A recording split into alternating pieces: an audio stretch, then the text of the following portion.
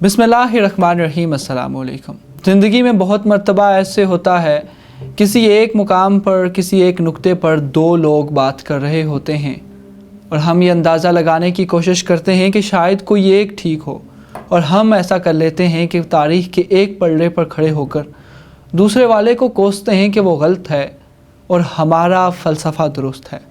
لیکن ایسا نہیں ہوتا۔ زندگی میں ایک مقام پر، ایک نقطے پر بیک وقت دو لوگ ٹھیک بھی ہو سکتے ہیں۔ سمجھ نہیں آئی کیوں؟ میں بتاتا ہوں۔ احمد فراز اردو ادب کے بہت بڑے شاعر تھے۔ ان کی ایک بہت خوبصورت نظم خواب مرتے نہیں آپ کو سناؤں گا۔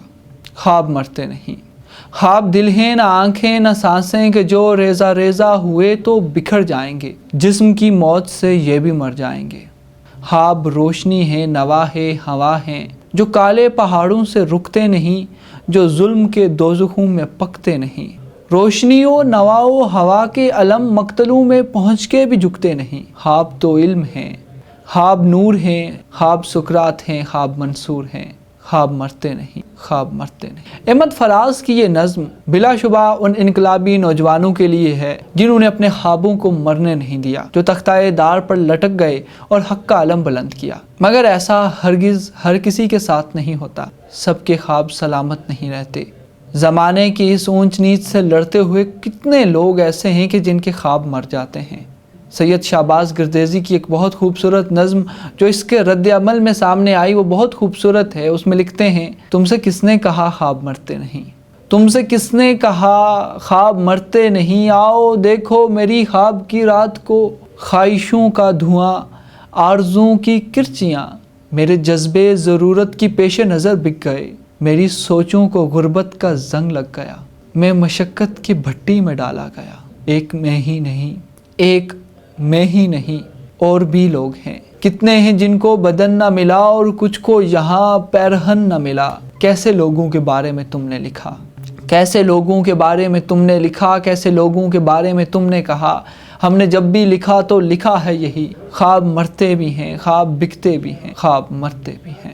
صرف یہی نہیں، یہ سلسلہ یہیں پہ ختم نہیں ہوتا۔ آپ نے وہ خوبصورت اشعار تو سنے ہی ہوں گے، اٹھو میری دنیا کے غریبوں کو جگا دو، کاخ عمرہ کے در و دیوار ہلا دو، جس کھیت سے دہقاں کو میسر نہ ہو روزی، اس کھیت کے ہر خوشہ گندم کو جلا دو۔ یہ اپنے اندر تو بلا شبہ ایک بہت بڑا انقلابی پیغام لیے ہوئے ہے، لیکن اس کے رد عمل میں جب ایک نظم سامنے آئی تو وہ بھی بہت بامانی تھی اور اس میں بھی وزن تھا۔ اس نظم میں کہا گیا، جس کھیت سے دہقاں کو روزی نہیں ملنے پاتی، میں نہ دوں گا تجھے وہ کھیت جلانے کا سبق۔ فصل باقی ہے تو تقسیم بدل سکتی ہے، فصل کی خاک سے کیا ملے گا جمہور کا حق، پل سلامت ہو تو تو پار اتر سکتا ہے، یہ وطن تیری میری نسلوں کی جاگیر نہیں، سینکڑوں نسلوں کی محنت نے سنوارا ہے اسے، تیرے قدموں کے تلے میرے قدموں کے تلے، نوح انسان کی شب و روز کی تقدیر نہیں، یہ وطن تیری میری نسلوں کی جاگیر نہیں۔